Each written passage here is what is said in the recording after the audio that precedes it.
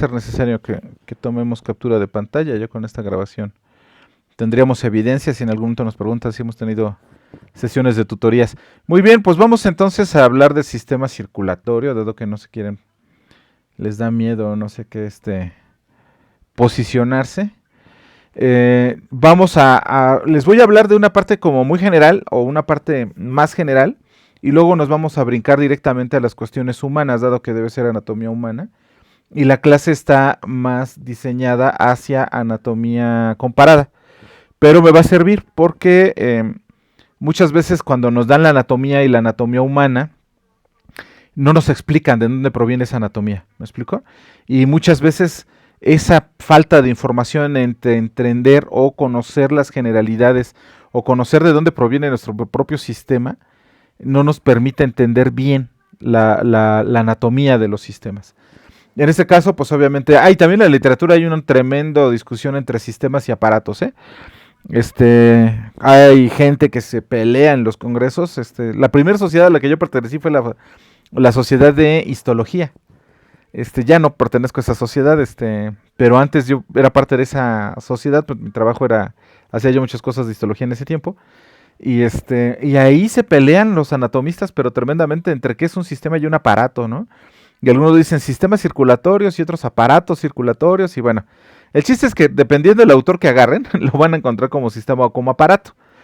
En realidad yo me caso más con la idea de que el sistema circulatorio es porque hay diferentes aparatos. Por ejemplo, el corazón, los sistemas de tubos, etcétera, se estarían conformando un sistema.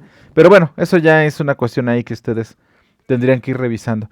Bien, ¿qué es el sistema circulatorio? Fíjense bien, esto que platicábamos un poco de la musculatura el día de ayer y que decíamos dependiendo cuánta musculatura o más bien el predominio de un grupo o de otro de fibras va a determinar el tipo de actividad que podamos tener con nuestra musculatura. Es decir, si podríamos ser corredores de fondo, si podríamos ser maratonistas. De hecho, por ahí apenas esta semana pasada estuve viendo en YouTube, estaba revisando algunas cosas, y vi un trabajo, más bien un programa muy bonito, que habla de un cambio genético que existe en algunos africanos que han dominado últimamente los maratones.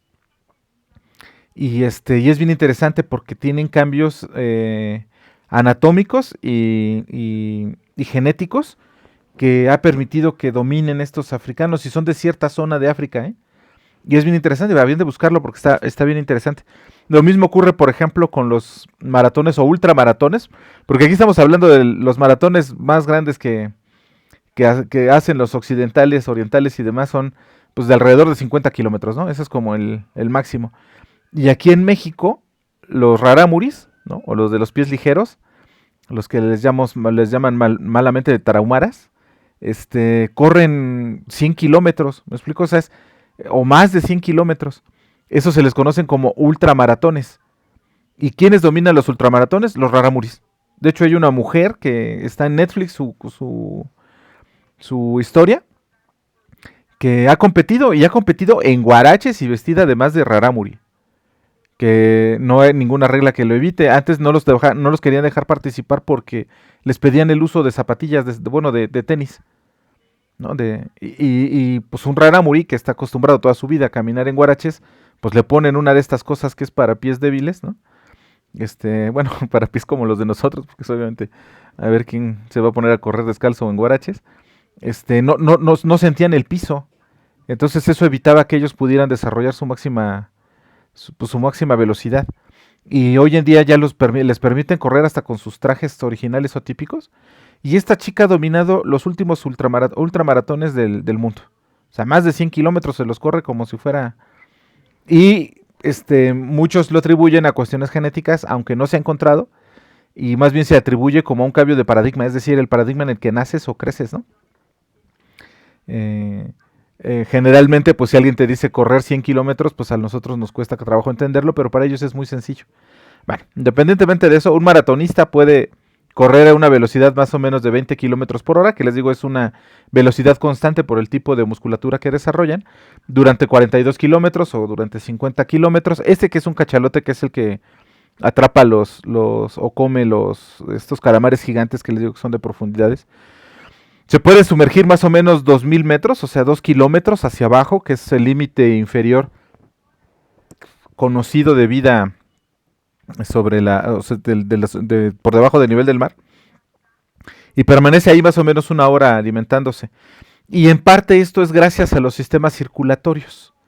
Es decir, obviamente cuando estamos hablando aquí de una musculatura que es aerobia, como veíamos ayer, ¿no? Que es de tipo aerobia, que necesita oxígeno para su funcionalidad, pues si no tienen una buena irrigación que le esté nutriendo de oxígeno y de oxígeno y de oxígeno a los músculos, pues esto no podría llevarse a cabo. Igual acá, aquí es lo que hace es una hiperoxigenación de la sangre.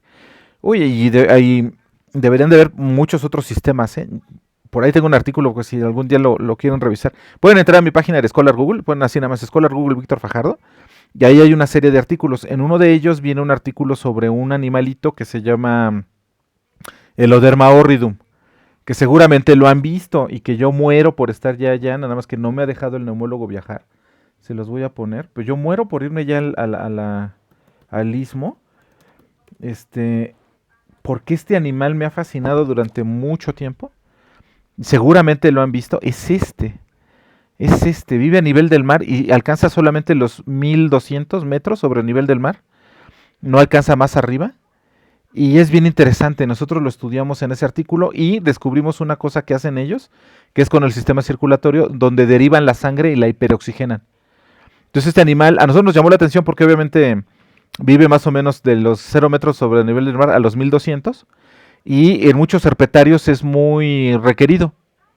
Es como una especie exótica que se ve muy bonita en los herpetarios y se lo llevan a herpetarios tan altos como el que tenemos aquí en Toluca, que está en Zacango, que está casi a los 3000 metros sobre el nivel del mar. Es decir, sacan un animal que no puede vivir arriba de 1 kilómetro por encima del océano y se lo llevan a 3 kilómetros. Y no es el herpetario más alto del mundo, es el tercer herpetario más alto del mundo el que tenemos aquí en México, aquí en Zacango. Hay otros dos que están en Estados Unidos y ahí también tienen. La cuestión es que a nosotros nos llamó el médico veterinario encargado del herpetario porque según él, tenía todas las condiciones para que los animales se reprodujeran y no había logrado reproducción de estos animales en cautiverio. Esa es la primera evidencia que tú tienes de que el animal no está en bienestar, que algo tiene que no puede reproducirse. Y cuando nosotros llegamos le dijimos, pues papá, es que este cuate no puede sobrevivir, o más bien sobrevive a estas altitudes enormes de 3000 metros por una deriva que hace en el corazón donde hiperoxigena la sangre, pero eso no significa que el animal esté bien. O sea, solamente está logrando una homeostasis corporal, una homeostasis que le permite estar viviendo en este ambiente, pero nunca vas a lograr que se reproduzca. Entonces, ¿qué es lo que se necesita? Pues cámaras hiperbáricas. Entonces no es tan sencillo, tienes que meter ese animal a una cámara hiperbárica que simule la altitud y que simule la temperatura y todo, para que puedas lograr reproducción. Por cierto, acaba de morir un médico, era un médico humano, médico de humanos, que tenía su granja que se llama Barranca Honda, vamos a ver si la encontramos. Murió de COVID apenas, tendrá una semana. Con él estuvimos trabajando también muchísimo en Barranca Honda, déjame nada más ponerles la UMA, y él la tenía de Tenosaura. A ver si es Tenosaura, creo que es con P. Bueno, a ver si no la da. Tenosaura es con C, de Tenosaura. Es él, miren, él. Él aquí está con no es el mismo que les mostré, es un primo de él. Es una lagartija venenosa, por cierto. Él murió apenas de COVID. Con él estuvimos trabajando precisamente en Barranca Honda, que es la granja que él tenía, y él logró la reproducción de estos animales. Entonces estuvimos trabajando muy de la mano con él. Desafortunadamente se nos murió la semana pasada y de COVID. Por eso digo que salvada me puse yo, porque a mí fue muy, muy, muy leve lo que me pasó, lo que me dio, pero hay gente que se está muriendo. Y este hombre pues se nos murió. Bueno, en fin, estos son con respecto a los sistemas circulatorios y cómo les permite incluso a estos individuos que los estás elevando de una zona donde no deberían de estar, o donde están, a una zona donde no deberían de estar.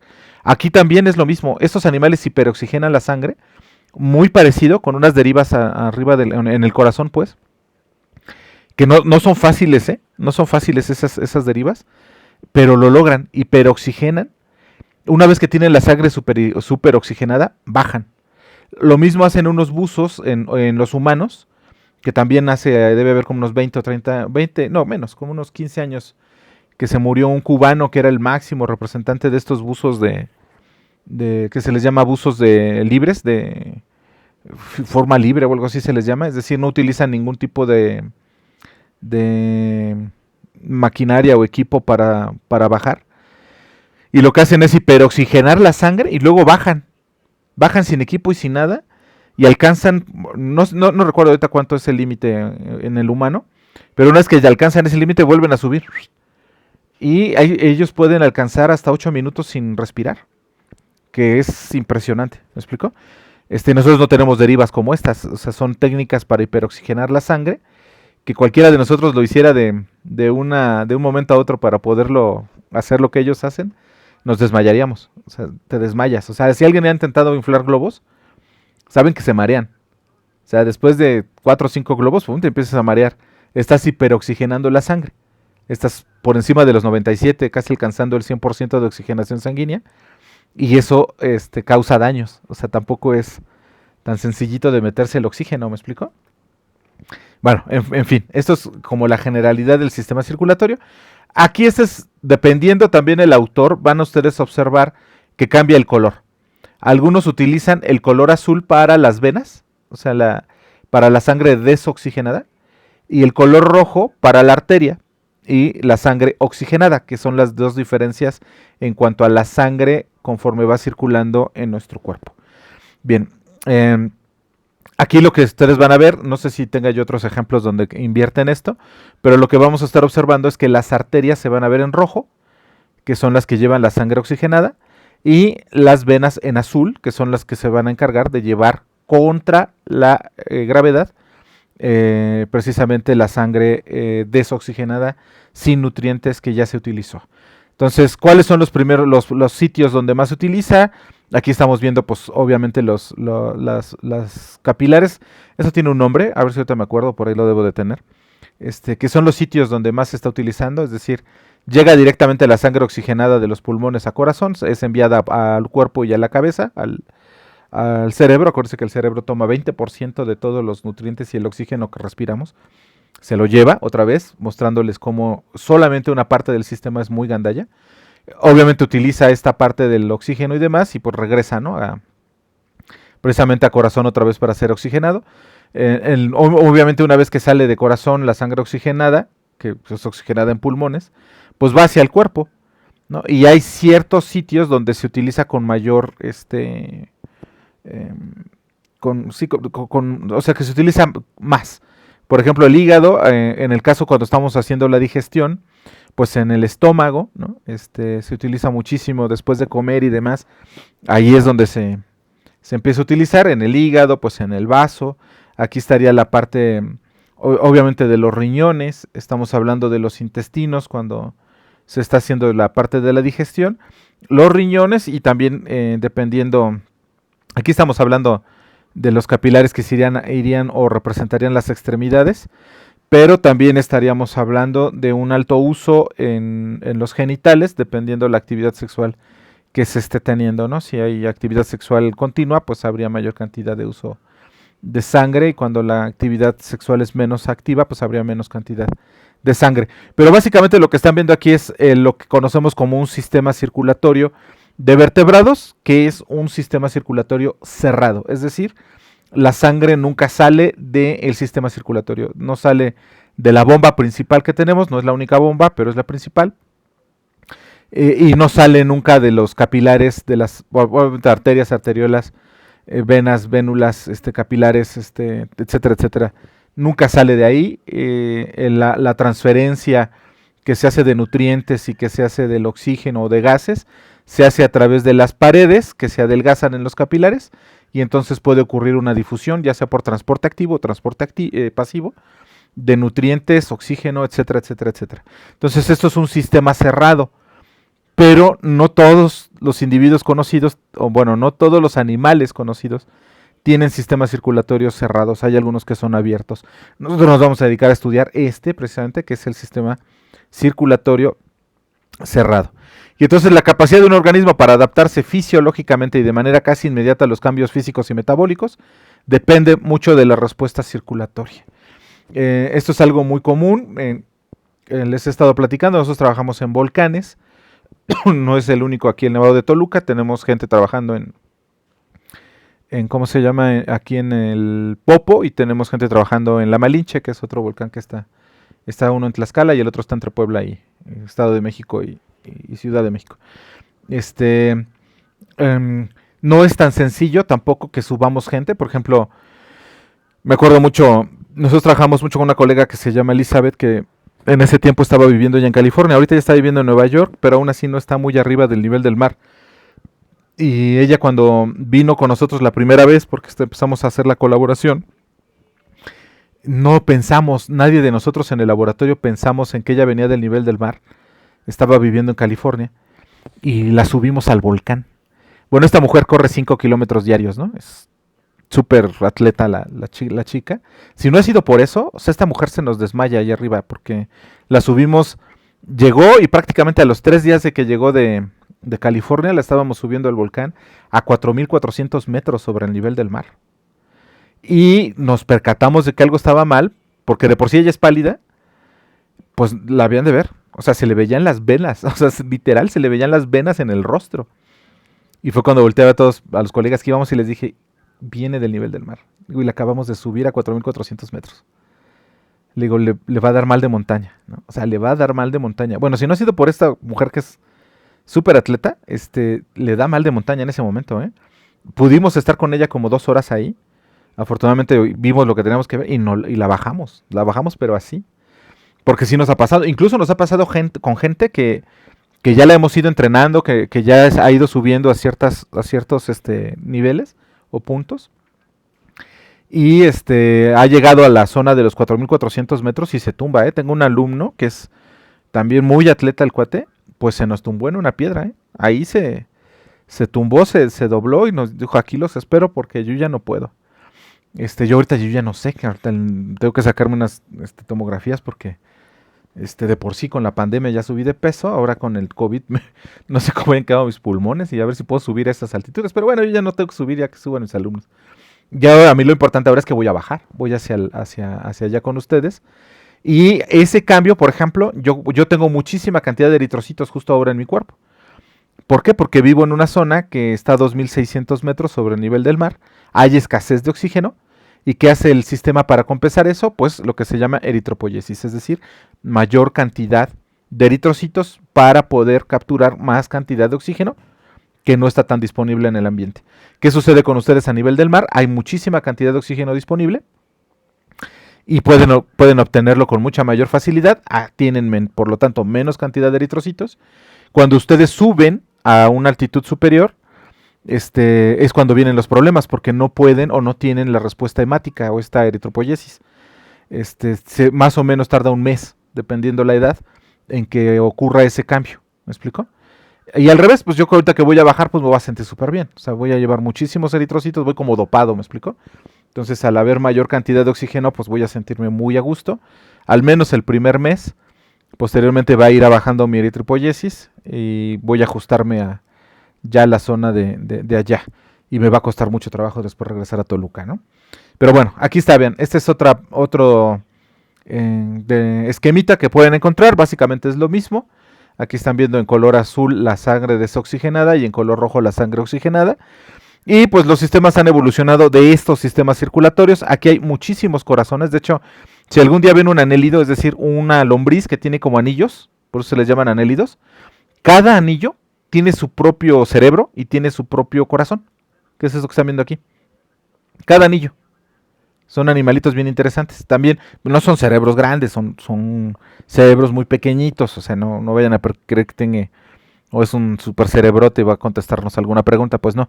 Tiene muchos cerebritos pequeñitos que son ganglios en realidad o acumulaciones de neuronas que permiten el funcionamiento del animal.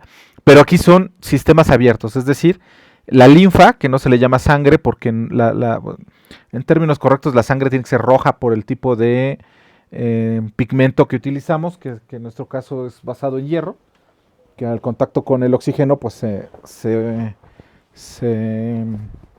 se oxida y entonces da ese color rojo.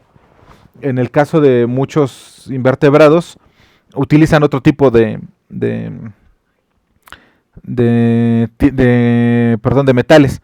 Y pues puede haber sangre verde, puede haber sangre transparente, puede haber sangre azul. Hay algunos pulpos que tienen sangre azul. Es lo mínimo, pero sí hay. Entonces, no se les llama linfa en lugar de sangre, o hemolinfa, para simular lo que sería la sangre. Pero aquí sí hay, son abiertos, bañan directamente a los órganos. Y después hay unas cosas que se llaman hostias, que se abren aquí en el corazón y vuelven a captar la linfa que salió al cuerpo para volverlo a mandar a través del corazón. Pero bueno, son sistemas diferentes. Esta función del sistema circulatorio y de cómo la sangre circula se le atribuye a William Harvey. Sin embargo, no fue de William Harvey, es de Al-Nasif, se apellida, es un árabe. Recuerden que a lo largo de la historia ha habido diferentes culturas que han sido reconocidas como culturas que han tenido un nivel educativo altísimo, ¿no? Obviamente Grecia pues fue de los primeros, ¿no? Los griegos pues se les reconoce, ¿no? Bueno, antes los mesopotamios, ¿no? Los de Mesopotamia pues que estaban en el Éufrates y Tigris, ¿no? Tigris, perdón, los dos ríos grandes ahí de la región de donde ahora es Irak, Irán y todo eso, ahí estaba Mesopotamia. Es el primer sitio que se reconoce como un lugar donde hubo ciencia y demás, ¿no? Después vienen otros como Babilonia, una mujer famosísima por ahí que no recuerdo el nombre, es Hipatia, creo que Hipatia es el lugar y pues el nombre de la chica más Hipatia, que se reconoce como una de las primeras mujeres tremendamente cultas y científicas del momento. Estoy hablando de hace muchos años. Y después vienen pues obviamente los griegos también con su desarrollo cultural, ¿no? Y esta parte de los filósofos, etcétera, etcétera. Y durante una época fueron los árabes, por extraño que suene.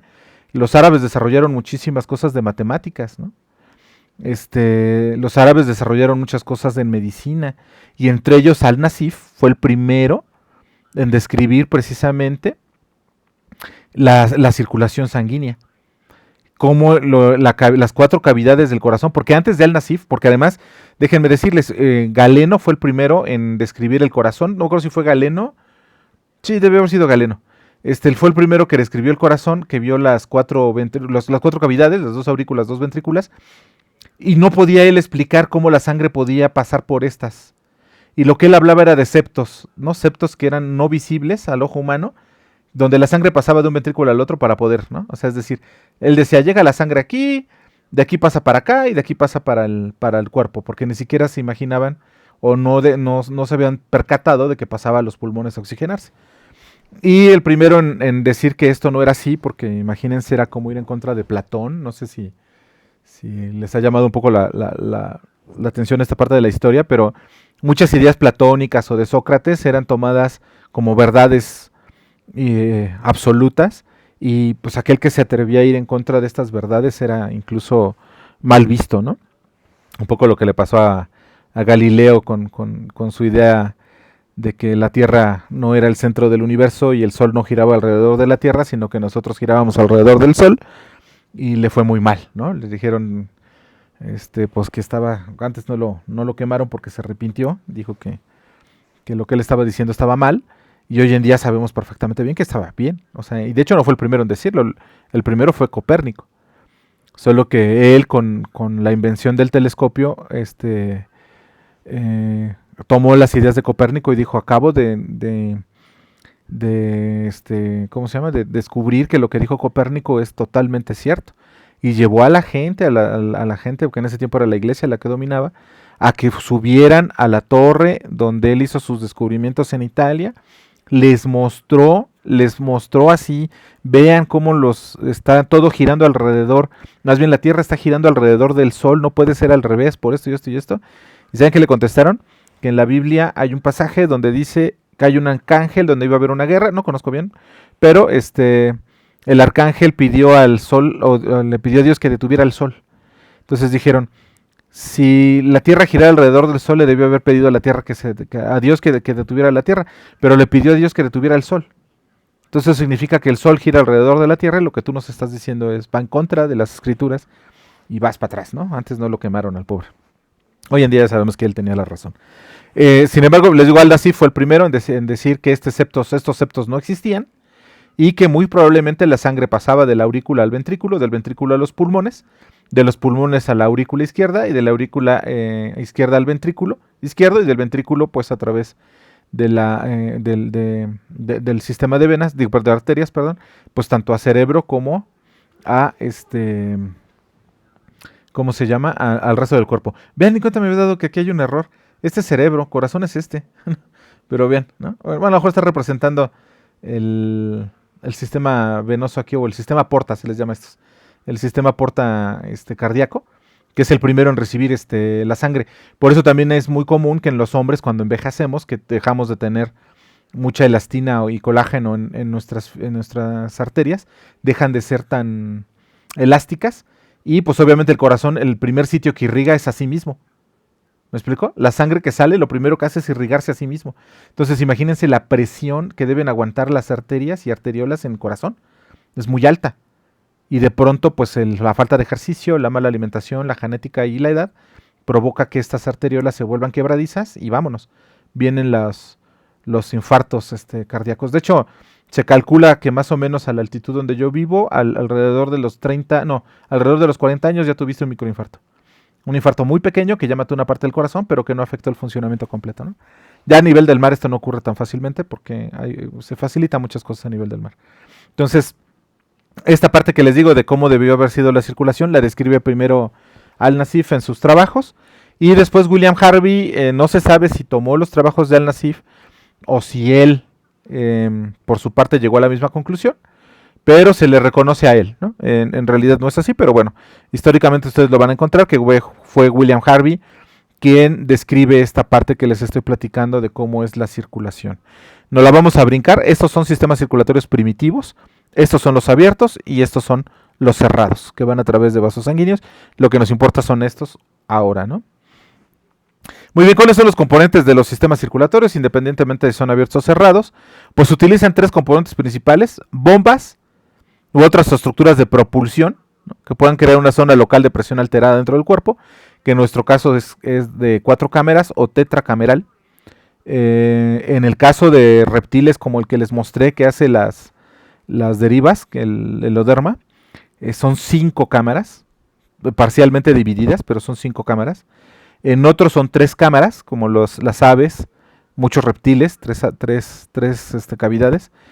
En peces son 2 cavidades y hay peces con una sola bomba, ¿no? O sea, una bomba que se llena y se expulsa, llena y expulsa. El otro sería un sistema de tubos o canales u otros espacios a través de los cuales un líquido puede fluir, que después son las arterias y las venas, y un líquido que circule por el sistema, ¿no?, que sería la sangre en el caso de los vertebrados y hemolinfas, ¿no?, en el caso de los invertebrados. El sistema cardiovascular, que es parte de lo que vamos a revisar, pues el primer tema del sistema circulatorio y cardiovascular es la sangre. La sangre obviamente tiene una connotación muy cultural y una cuestión ahí con la sangre. Vean, por ejemplo, Diamantes de Sangre, ¿no? Sangre Azteca, que es un disco. Hay maneras de pedir sangre. Este es el primer Drácula que se considera así como el estereotipo que después se tomó.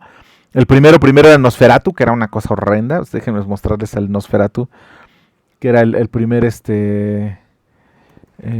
Nosferatu. Ahorita lo van a ver, es el primer el primer vampiro es ¿no? El primer Drácula de la historia es Vean hasta incluso sus par de incisivos aquí, ¿no?, en la parte de enfrente, que pues vean sus manos, ¿no? Este es el primer Drácula de la historia.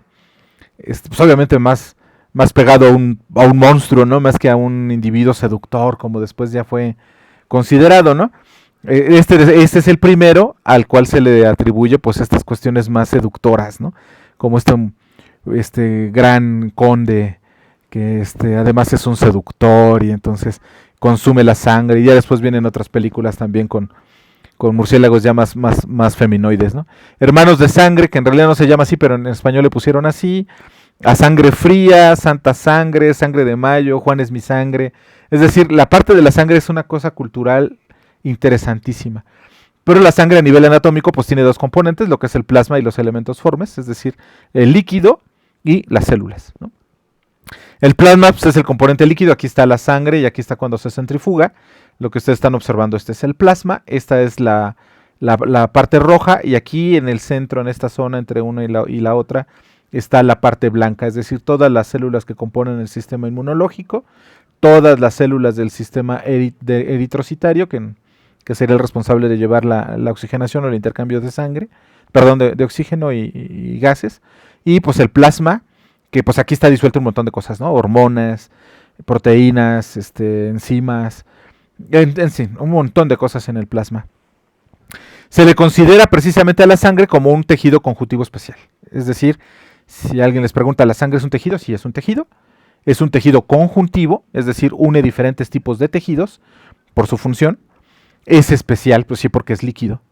Pero es un conjunto de células que tienen la misma función. Como habíamos estado revisando, es un tejido, conjunto de células con la misma función, con 3 especializaciones, que serían los hematíes, la parte blanca, o los glóbulos blancos, y el plasma, ¿no? Me explico, eso es cuando se centrifuga. Muy bien, los elementos formes pues son las células de la sangre, aquí están los glóbulos blancos, los glóbulos rojos, ¿no? Aquí hay plaquetas, pues en fin, todo lo que es esta parte. Aquí estamos viendo un capilar y su componente, ¿no? Aquí estaría. Entonces la sangre y la hemolinfa pues son líquidos complejos. Acuérdense, la hemolinfa solamente es en invertebrados. Pero la sangre pues es un líquido complejo que consta de muchos componentes y cumple una gran variedad de papeles, lo que proporciona un entorno o medio interno relativamente constante, transporta nutrientes, oxígeno, productos de desecho, inmunocitos, que son las células blancas, moléculas de señalización por todo el cuerpo, que pueden ser hormonas, que pueden ser no, pues sí, básicamente hormonas, que son las que señalizan. La sangre también tiene funciones no circulatorias, por ejemplo, la presión hidrostática. En el caso de las arañas, ayuda a extender las patas de sus extremidades. También, por ejemplo, las alas de las mariposas es precisamente por la hemolinfa. En el caso nuestro, pues no se conocen este tipo de cosas. Bueno, esto no lo vamos a brincar porque esto es en invertebrados. Aquí en el caso nuestro, pues las células se encuentran en el fluido circulatorio, se les denomina hematocitos o hemocitos, también hematíes, y realizan una amplia variedad de funciones como el transporte o almacenamiento de oxígeno y nutrientes, fagocitosis de células dañadas, la inmunodefensa, la coagulación sanguínea, etcétera, etcétera, etcétera. Es lo que se observaría al microscopio. Las células blancas, las células rojas, las plaquetas, todas embebidas pues en lo que sería el plasma, ¿no? Esto no lo vamos a brincar también, son los diferentes grupos de células en los diferentes grupos de organismos. Muy bien, cuando se centrifuga la sangre de los vertebrados, que es donde estamos nosotros, pues estas se separan en los 3 componentes, que les digo, la parte líquida llamada plasma, que es más o menos el 60% del volumen, los glóbulos rojos, que alcanza el 45% del volumen, y esto va a depender también de la altitud a la que ustedes vivan, y los glóbulos blancos, que alcanza el 1% del volumen, y esto también va a variar dependiendo de si están cruzando por una infección o no, o por un proceso de respuesta inmune, un proceso de alergia, entonces cambia, ¿no? Y cambian los diferentes tipos. Aquí está, es otra vez lo mismo, para que ustedes lo vean cómo se vería, y no es otra cosa más que eso, ¿me explico? Ahora, los glóbulos rojos o eritrocitos son las células más abundantes, pues 45%, casi la mitad del volumen de la sangre, pues son estas células, ¿no? Contienen altas concentraciones de pigmentos respiratorios, en el caso nuestro la hemoglobina, a base de un grupo hemo, por eso se le llama hemoglobina, que sería es el grupo fierro, o es un hierro, cuya principal función es el almacenamiento y transporte de oxígeno. Por cierto, este grupo hemo, el fierro, es lo que hace que la sangre se vea roja cuando sale al exterior. Cuando entra en contacto con el aire, de inmediato se vuelve roja. Solo un pequeño grupo de invertebrados, como algunos utilizan el grupo hemo, la mayoría de ellos utilizan otro tipo de pigmentos. En el caso nuestro, los eritrocitos han perdido el núcleo. En el caso de los mamíferos, ya no hay núcleo. Eso implica que es una célula sin metabolismo. Y también le confiere una cuestión de poderse doblar, hacer esto. Es decir, al no tener núcleo y no tener otros organelos, es mucho más fácil que se pueda tomar esta forma. Y esto ayuda sobre todo para capilares. Cuando El eritrocito tiene que pasar por un capilar muy delgado, se puede deformar y entonces puede pasar. Esto no ocurre en muchos otros animales, como por ejemplo los reptiles. En los reptiles y los peces, los anfibios tienen núcleo. Por lo tanto, no pueden tener una respuesta hemática como nosotros, es decir, que incrementemos nuestra cantidad de eritrocitos para poder mantener la oxigenación en ambientes muy altos, en hipoxias. En muchos reptiles no se puede porque eso incrementaría el gasto cardíaco y taponea las fibras, bueno, como breviario cultural. Los eritrocitos varían en estructura y tamaño. Ya, por ejemplo, de esta salamandra es 2000 veces más grande que el ratón ciervo, el tamaño de los eritrocitos. Pero pues en la mayoría de los vertebrados es nucleado. En el caso de los mamíferos ya no hay núcleo. Y eso, les digo, pierde la capacidad metabólica, pero nos le permite tener mayor flexibilidad y pasar por diferentes zonas o diferentes partes. Esto seguramente ya lo han visto, es a nivel también del desarrollo de las células. Aquí está la célula madre hematopoyética, que está precisamente en la médula ósea. Cuando nos hablan de trasplantes de médula, son de trasplantes de médula ósea, jóvenes, ¿eh? No vayan a cometer el error que luego comete todo mundo, que piensa que un trasplante de médula es de médula espinal. La médula espinal no se puede trasplantar. Si ustedes cortan la médula espinal, pues dejan parapléjico, cuadrapléjico o sin funciones a la persona que le corten la médula espinal. Pero la médula ósea sí se puede trasplantar, si hay donantes, son compatibles en cuanto al sistema inmunológico, se puede trasplantar la médula ósea. ¿Dónde hay más médula ósea? Bueno, todos los huesos tienen médula, sin embargo, los huesos más largos son los que tienen mayor cantidad de médula, como el caso del fémur. En el caso de la cadera, por ejemplo, también tiene mucha cantidad, y es donde se utiliza. Ahí hay células madres, que se les llama células madre hematopoyética, es una célula indiferenciada. No tiene ninguna función, ¿me explico? Es indiferenciada. De hecho, cuando hay algunos tipos de cánceres de sangre, creo que se me olvidó el término correcto, pero bueno, el de tipos de cánceres, se observa estas células madre, es decir, no ocurre la transformación, no se especializa la célula, y de la médula ósea comienzan a salir directamente a la sangre las células indiferenciadas, células madres, células indiferenciadas. Entonces, cuando se observa al microscopio, es un indicativo de que puede haber cáncer de sangre, ¿no? Cáncer de médula ósea, y estos son los que generalmente pueden hacer intercambios de médula, ¿no? Eliminar ese tipo de médula, meter una nueva médula, para que esta célula madre pues se vaya por las vías mieloides y linfoides, ¿no?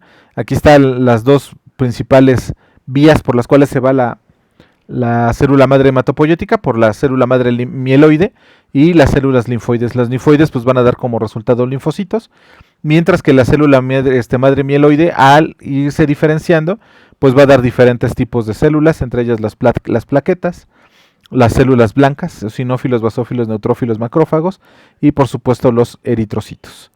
Esta es la línea o la forma en o de dónde provienen todas las células, provienen de la misma célula madre. ¿Alguna duda hasta aquí, hasta la parte de sangre? Obviamente a nivel anatómico, la parte de sangre. ¿Dudas, jóvenes? Joven Ángel. De mi parte no hay ninguna duda. Señorita Dana, ¿ya dejó de pelearse con el gato? Ya, Ah. no tengo duda. Muy bien, joven Víctor Adrián, ¿ya cayó a sus vecinos? No, todavía no, pero pues sí le entendí. Oh. No tengo ninguna duda. Señorita Silviana, la dejé al último para que no la sigan. ¿Alguna duda? ¿Todo bien? Perfecto.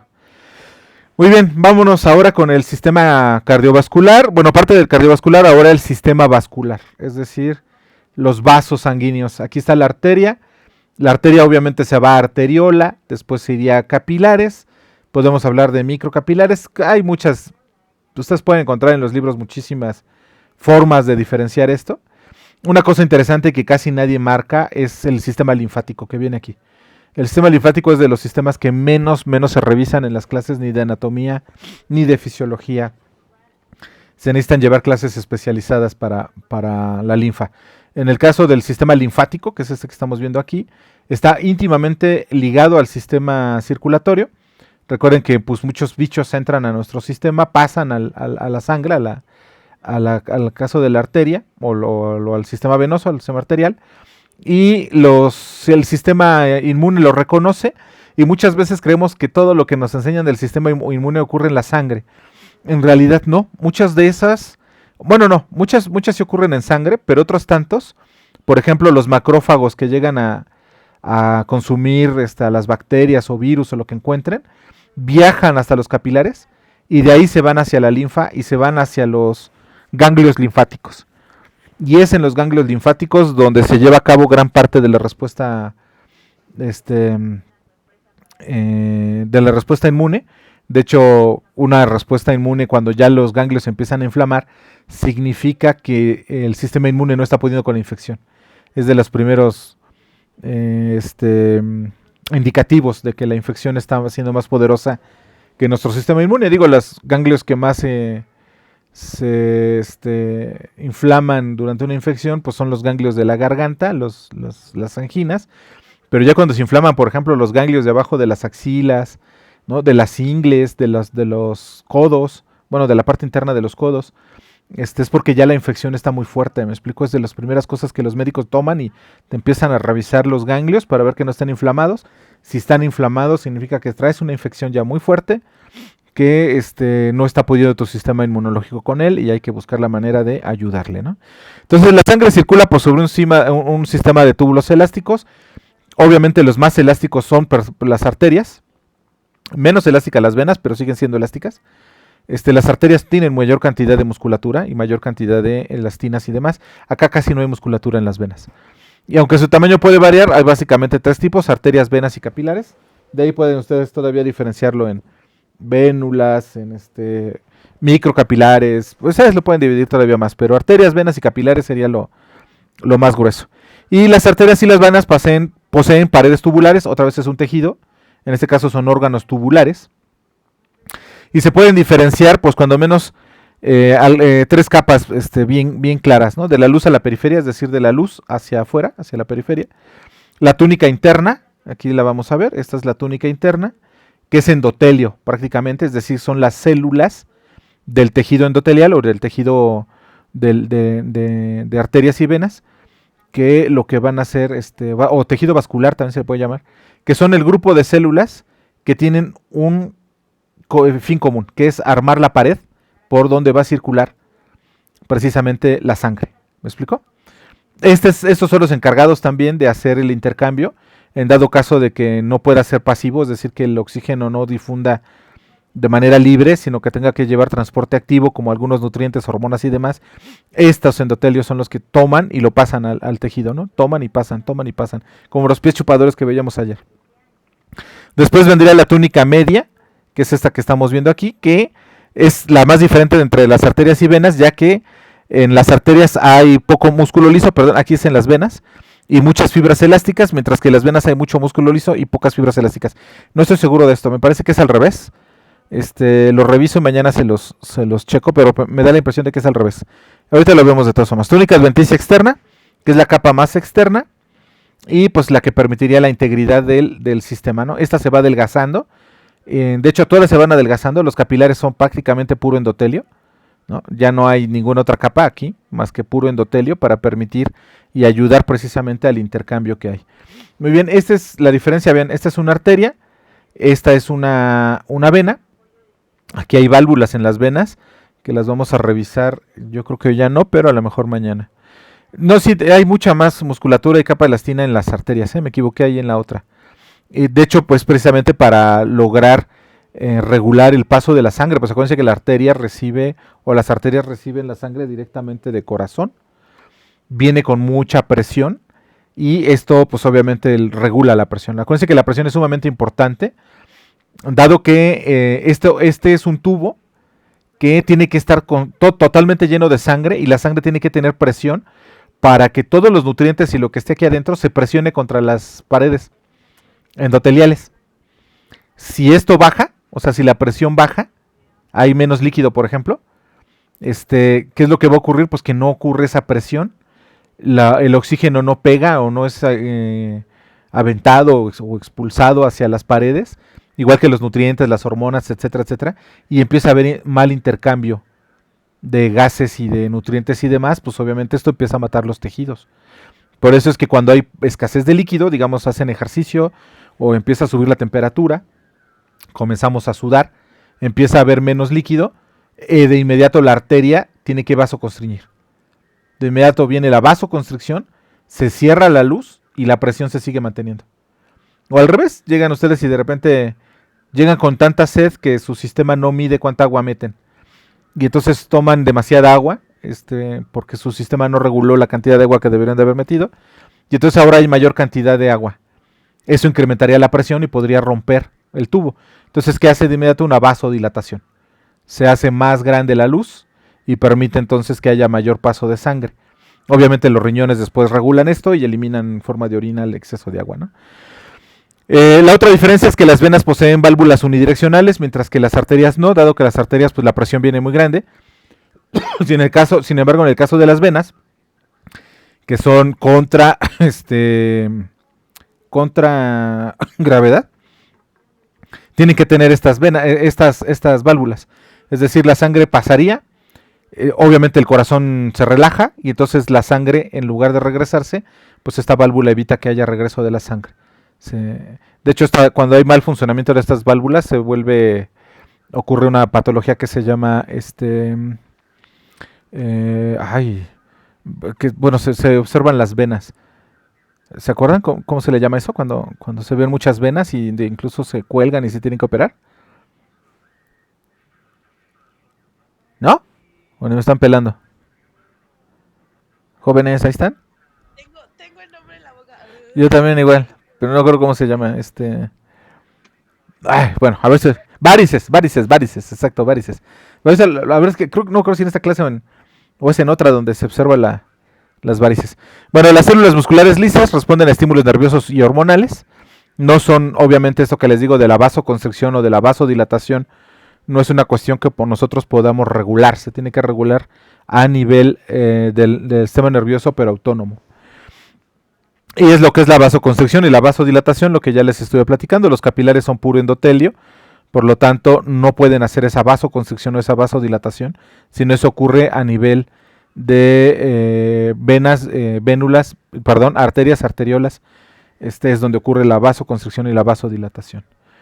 Aquí están, vean cómo ocurre. Los gases, agua, los nutrientes, los iones y el calor atraviesan las paredes de los capilares, que básicamente son endotelio, para facilitar los intercambios y hacerlos más eficaces.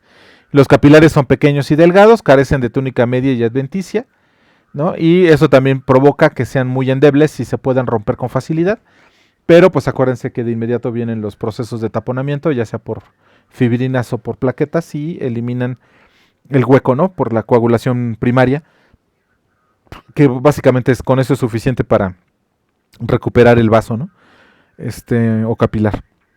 Y los capilares forman los lechos capilares, que es esta parte que están viendo aquí, donde son un conjunto de capilares que envuelven a los tejidos, que pues puede ser el tejido que ustedes quieran, estómago, corazón, cerebro, etcétera, etcétera, y pues permite el intercambio de nutrientes y de gases entre la arteria y la vena, ¿no? Para que lo que sea todos los nutrientes y oxígeno pasen de un lado al otro, y pues la sangre desoxigenada y ya con tóxicos o toxinas y sin nutrientes pues pase a la parte de las venas.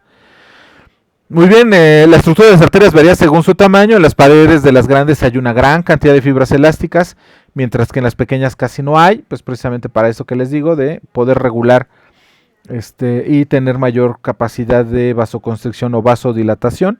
Las arterias grandes reciben grandes cantidades de sangre, pues, obviamente, y con mucha fuerza directamente del corazón. De ahí que se necesiten muchas fibras elásticas. El pulso es el reflejo de este ensanchamiento de las arterias.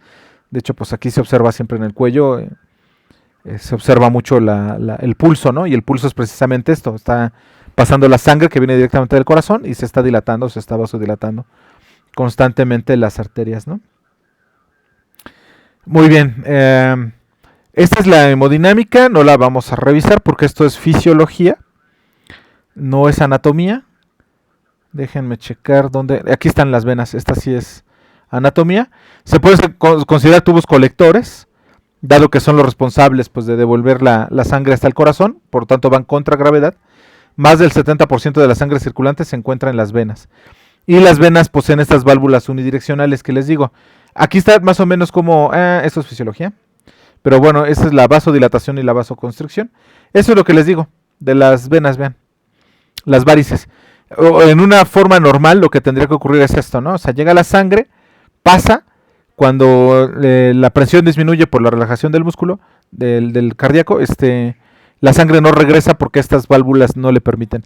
Pero cuando esas válvulas empiezan a funcionar mal, empieza a haber acumulación de sangre en estas zonas y da como consecuencia las varices, que es una deformación y la inflamación de las venas, causado por estas válvulas unidireccionales que están mal funcionando o funcionando mal. De hecho, a veces tienen que operar, ¿no? Me explico, para poderlas eliminar, porque son altamente dolorosas, están muy a flor de piel, hay generalmente derrames, se rompen, se vuelven muy quebradizas, etcétera, etcétera. ¿De qué depende? Pues hay un componente genético bien importante. Pareciera que es lo más importante en esto, el componente genético, y malas actividades también, como estar mucho tiempo de pie, no caminar, o sea, estar mucho tiempo estático en una sola posición. También la inactividad de estar todo el tiempo sentados, etcétera, etcétera, puede provocar también que se facilite esto. Si en su familia, eso es más común en mujeres que en hombres, también llega a ocurrir en hombres, pero es por lo mismo de la gran cantidad de elastina que hay en las venas, y que ocurre más en las mujeres, la mayor cantidad de elastina, pues por lo mismo ocurre entonces con mayor facilidad que esto ocurra en mujeres. Sin embargo, en los hombres también puede ocurrir. Y si en su familia hay, ya deberían de estar utilizando medias compresoras, ¿me explico? Con el calor de allá, pero bueno, pues lo ideal sería eso, utilizar medias compresoras para que ustedes faciliten, ayuden a esto, y pues más vale prevenir que esperarse a que ocurra, ¿me explico? Esto es lo más común. Entonces vean, el ejercicio, la pérdida de peso, la elevación de las piernas al descansar, no cruzarlas al sentarse puede ayudar a impedir el empeoramiento de las varices. Utilizar ropa holgada, evitar estar de pie por periodos prolongados también puede ayudar. Si las venas son dolorosas o si desagrada su aspecto, el médico puede recomendar procedimientos para eliminarla, ¿no? Es decir, quitarlas de la zona. Sedentarismo, las válvulas están entre los músculos, por lo tanto el caminar ayuda. De hecho, es una forma de bombeo también. O sea, les decía, el corazón es la bomba principal, pero no es la única. Acá lo vamos a ver mañana, vamos a comenzar con eso, de cómo los músculos envuelven a las venas, y conforme caminamos o hacemos ejercicio, la musculatura actúa como bomba. Entonces, esta bomba lo que ayuda es a mantener esto. ¿Me explico? Entonces, ¿cuál es lo ideal? Es caminar. Ni siquiera es correr y hacer ejercicio de alto impacto, simplemente caminar. Con que ustedes caminen 20 minutos, media hora diaria, evitan muchas de estas cuestiones. La obesidad, pues obviamente subir de peso, que ahorita todo el mundo yo creo que estamos subiendo de peso, hace que el sistema vascular se esfuerce y por tanto comience a funcionar mal. Las hormonas a lo largo del ciclo, esto es una cuestión, las mujeres no tienen el sistema venoso y arterial igual a lo largo del ciclo menstrual. Desafortunadamente esto es hormonodependiente. Y incluso, por ejemplo, el uso de anticonceptivos puede desarrollar lo que se le llama como telangiectasias o arañitas superficiales, que se ven como una especie de arañitas, ¿me explico? Eso es ya un proceso donde las hormonas están causando problemas a nivel de las venas, ¿no? Y estar de pie, la gravedad es un parte factor que dificulta la circulación venosa, perdón. Si ustedes pasan mucho tiempo de pie por alguna actividad o algo, lo que tienen que hacer es sentarse y elevar las piernas por algún tiempo. O sea, de hecho, hasta bueno, yo tengo colegas profesoras que luego suben las piernas a los escritorios, ¿no? Y a veces uno dice, ay, pues eso se ve re mal, pero no lo hacen por una cuestión de dominio, sino lo están haciendo por una cuestión de salud. Entonces igual, ¿no? Si ustedes ahora que estamos en pandemia y demás, si pueden acostarse sobre su cama y subir las piernas a la pared o a la cabecera de su cama o algo, y desde ahí estar trabajando en el teléfono, estar haciendo cosas, favorecen y ayudan muchísimo esta parte, ¿no? De las venas. Pues bien, jóvenes, hasta aquí llegaríamos. Estamos tomando nada más una hora de clase, dado que también tengo otras clases, ¿no? Entonces tengo un montón de actividades. Y pues sí les puedo dedicar una hora y creo que vamos avanzando más o menos bien. Entonces, no sé si tengan dudas, jóvenes, o algo que quieran que abordemos con más detalle o algo por el estilo. Voy a parar esto.